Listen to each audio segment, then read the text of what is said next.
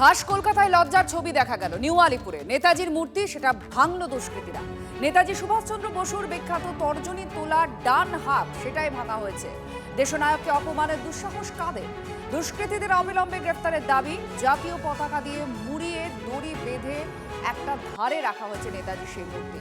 বেদি তৈরির কাজ হচ্ছে। আজ বিকেলে ওই জায়গায় নতুন একটি নেতাজির মূর্তি বসবে।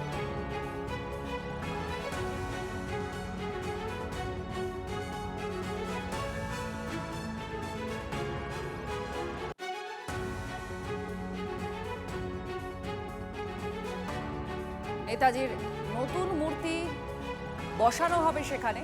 একটা বেদি তৈরি হয়েছে আর ভাঙা মূর্তিটা সেটা জাতীয় পতাকায় মুড়ে রাখা হয়েছে পাশে।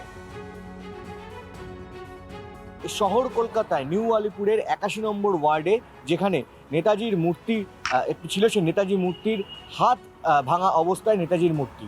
কে বা কারা হাত ভাঙলো তা নিয়ে বিতর্ক চলছে এবং তা নিয়ে ইতিমধ্যেই শুরু হয়েছে তদন্ত। তৃণমূলের তরফ থেকেই কিন্তু উপাসনা চৌধুরী তিনি ফেসবুক লাইভ করেন এবং এখানে নেতাজির মূর্তিটিকে যেভাবে দড়ি দিয়ে বেঁধে রাখা অবস্থায় রয়েছে তা নিয়ে তিনি মন্তব্য করেন যে কেন এখানে নেতাজির মূর্তিকে এইভাবে বেঁধে রাখা হয়েছে, দড়ি দিয়ে বেঁধে কেন রাখা হয়েছে নেতাজির মূর্তিটিকে, সেই নিয়ে তিনি প্রশ্ন তোলেন তৃণমূলের উপাসনা চৌধুরী। যেখানে নেতাজির মূর্তিটি হাত ভাঙা হয়েছিল সেখানে কিন্তু বেদি তৈরির কাজ হচ্ছে, কারণ এখানেও কিন্তু এই বেদিটা ভাঙা হয়েছিল, ফলে নতুনভাবে এই বেদি তৈরির কাজ চলছে জোর কদমে।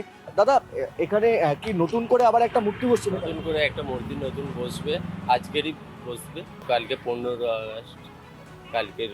আচ্ছা, এই যে নেতাজির মূর্তিটা এইখানে কারা রেখেছে? এইখানে কালকের ওই মিস্ত্রিরা খুলে রেখে রাখা হয়েছে, এই জায়গায় নতুন মূর্তি বসবে বলে।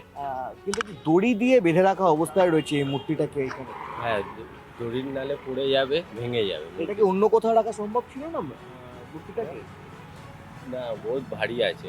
অর্থাৎ কিনা নেতাজির মূর্তি ভাঙার পরে সেই নেতাজির ভাঙা মূর্তিকে রাখা এবং তারপরে নতুন মূর্তির জন্য বেদি তৈরি হওয়া এবং নতুন মূর্তি বসানোর আগে পর্যন্ত নেতাজি কাণ্ড নিয়ে বিতর্ক চলছে এবং একই সঙ্গে চলছে চাপানোতর। ক্যামেরায় রজতের সঙ্গে কৌস্তব গঙ্গোপাধ্যায়, TV9 বাংলা, কলকাতা।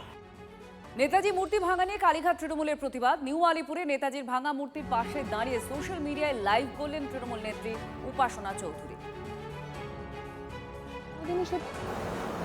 14ই আগস্ট 1947 যাদের আত্মবলিদানের পরবর্তীতে আমাদের ভারতবর্ষ স্বাধীন হলো, তারা হয়তো কোনোদিনই সেদিন ভেবে উঠতে পারেনি যে সেই 14ই আগস্ট 2026 সালে তাদের মূর্তি কলকাতার বুকে এক রাস্তায় এক কোনায় ফুটপাতের উপর তিরঙ্গা পতাকায় ঢেকে তার পরবর্তীতে হাত ভাঙা অবস্থায় দড়ি দিয়ে বাঁধা এইভাবে পড়ে থাকবে।